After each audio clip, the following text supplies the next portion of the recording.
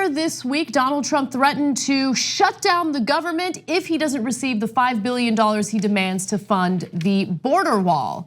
Now, through a very hostile conversation and meeting with Nancy Pelosi and Chuck Schumer, Pelosi tried to communicate with Trump about the fact that he does not have enough votes to get the funding for the border wall. In fact, here's the interaction right now. But there are no votes in the House, a majority of votes for a wall, no matter where you start. Exactly right. You don't have If I needed the votes for the wall in the House, I would have them in one session, would be done. Go do it. It doesn't help because we need 10 Democrats in the Senate. It doesn't help for me to take a vote in the House where I will win easily with the Republicans. You will not win. It doesn't help to take that vote. So I want to say a couple of things here. One, in our initial coverage of that, I stand by the things that I said because I still didn't love Schumer's body language or the way he handled. But I have to walk it back a little bit, as I told you on yesterday's show too, because Pelosi really did do a great job of agitating him, and she called it the Trump shutdown, and eventually at the end of the 16-minute interaction, he was finally like, okay, yeah, it is my shutdown. What are you going to do about it, right? And in that case, she was like, oh, you won't get the votes in the House, even from the Republicans, poke. He's like, oh yeah, I will.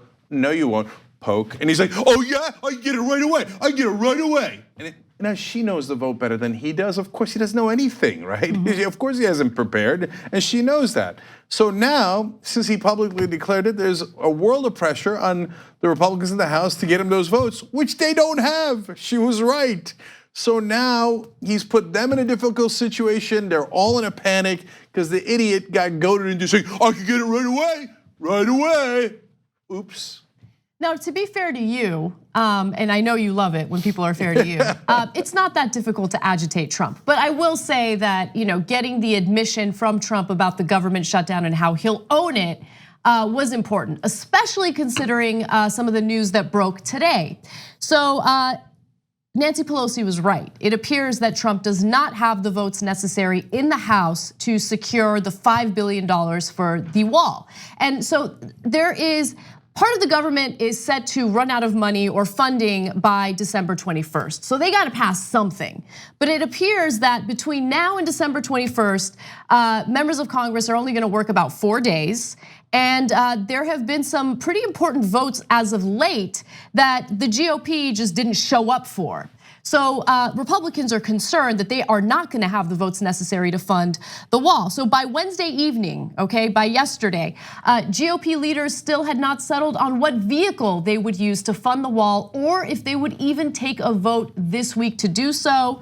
In fact, Representative Scalise's team did not whip a $5 billion wall package, but they did a bed check to figure out which lawmakers were in the Capitol voting. Since the November 6th midterm election, scores of lawmakers, including those who lost their seats and others who won higher office, have been skipping votes, complicating vote counting efforts. Some of the Republicans are retiring. They're like, oh, come on, man. I already took it, like, I'm done. I'm not gonna come in and do these stupid votes. So anyway, but I love this story on a couple of fronts because it's embarrassing to Donald Trump, that's always fun. But also because it has these hilarious political terms like whip the vote and do a bed check. And later, Donald Trump is considering beating Nancy Pelosi with a Christmas tree. Okay, that's like literal. Not a literal Christmas tree, but it's like a phrase being used. Right, it's a literal phrase. Mm-hmm. He's not actually going to beat her with an actual Christmas tree. Although it's Donald Trump. Right, so, but anyway, my favorite out of all those, though, is the bed check. What? I don't even know what that, I mean, I know what is implied, but why bed check? That's a very strange. They're checking to see if they wet the bed.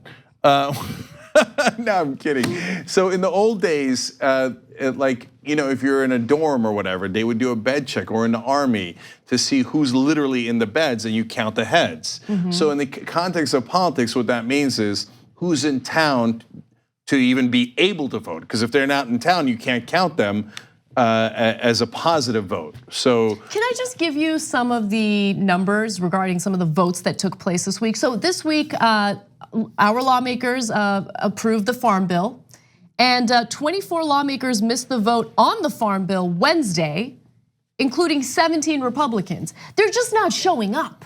Yeah, whoever wants to stay. Whoever want to go. Run. It's fun. I'm having a great time today reading about all this stuff. Now, although by the way, I do have to say the one not fun part of it, not related to this story, but they did muster just enough votes, 206 to 203, to keep us in the war in Yemen. So Paul Ryan did his wet bedding check and all, and his Christmas trees and all that stuff to say, yes, we're still with the barbaric Saudi regime in driving the disaster in Yemen. So congratulations to the Republicans who could find a way to show up to vote for more war. So my understanding of that provision is that even though, by the way, it's a provision in the Farm Bill, it has nothing to do with agriculture, right? But it doesn't matter. They do that kind of stuff all the time anyway.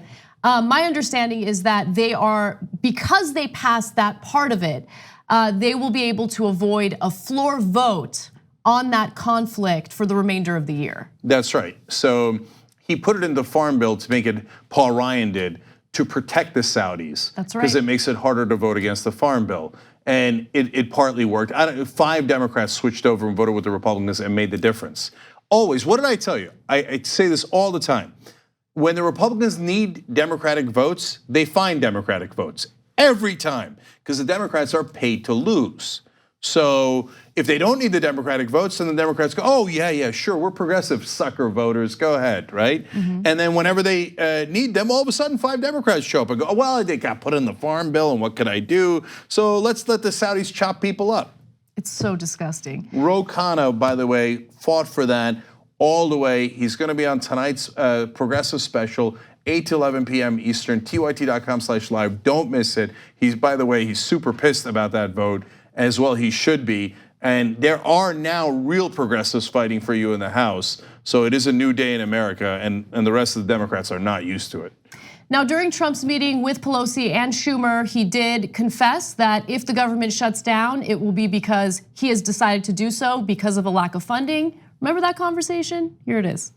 If we don't get what we want, one way or the other, whether it's through you, through a military, through anything you want to call, I will shut down the government. Okay, absolutely. fair enough. And We I am disagree. proud, and I'll We tell you what, disagree. I am proud to shut down the government for border security, Chuck. So I will take the mantle. I will be the one to shut it down. I'm not going to blame you for it. The last time you shut it down, it didn't work. I will take the mantle of shutting down. No one's mentioned how red he is in that clip. I he's will take so the mantle. red. I will take the mantle of shutting it down, Chuck. Last time you did it, it didn't work, okay? Okay. But I'm gonna do it now. Okay, so this is relevant because if Trump means what he says, and we never know, he's a wild card. He goes back and forth all the time. But if he means what it says, it's very likely that he will veto any type of spending bill that comes his way that doesn't give him exactly what he wants. And look, it appears that the House is one thing, but it appears that the Senate is not on board when it comes to this funding. So senior Republicans conceded the border wall funding would largely be a messaging bill, okay, from the House.